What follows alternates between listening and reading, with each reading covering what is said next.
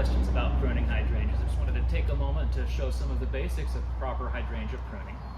It's important for the traditional mophead and lacecap types that you don't over prune and that you don't prune too early. It is perfectly fine in the fall to go ahead and remove spent flower caps off the top and tidy up any long wayward branches.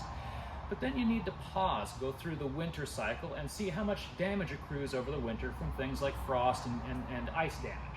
So that's where we're at on this little one right here, and we're just going to quickly clean him up to outward pointing buds without overly thinning or pruning back. These hydrangeas bloom off the energy stored on this old wood.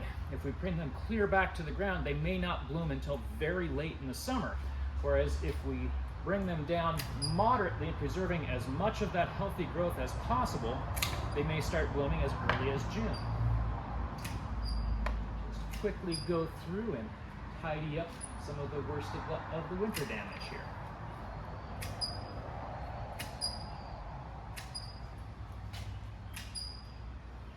It's also generally a good idea, as these get a little bit older in particular, to look back to the interior and thin out weak stems or stems that are crowding so much that they're not producing good growth and flower potential.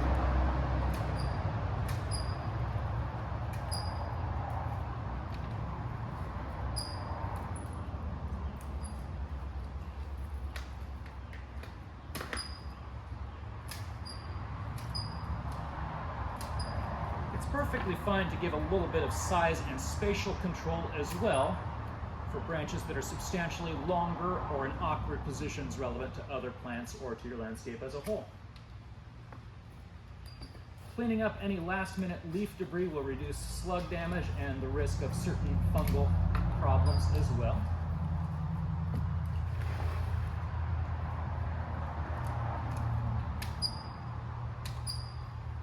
And that hydrangea is ready for spring.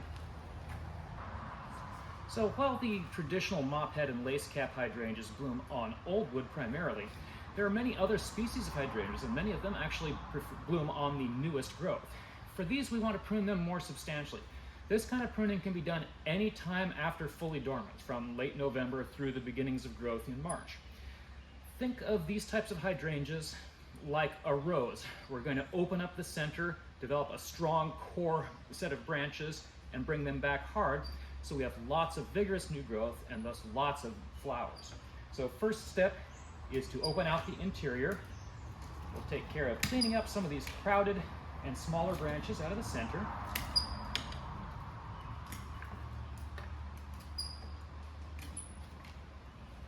Look for weird branch sets like this tight fork here, or crossing branches as particularly important candidates for removal.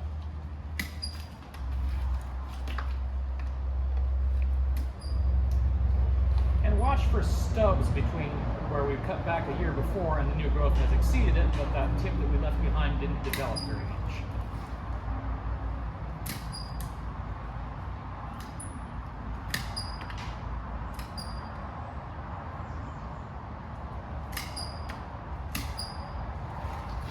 And once we're down to healthy, well-positioned branches, we're going to bring them back again to outward pointing buds and an open basing shape.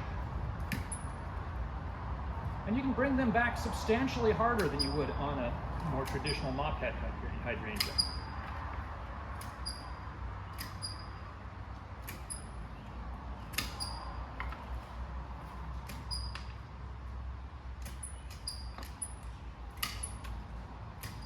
Again, we're pruning, just leaving small stubs above points of new growth so that we don't have a lot of dieback down into those growing points, because there's always a little bit after a pruning like this.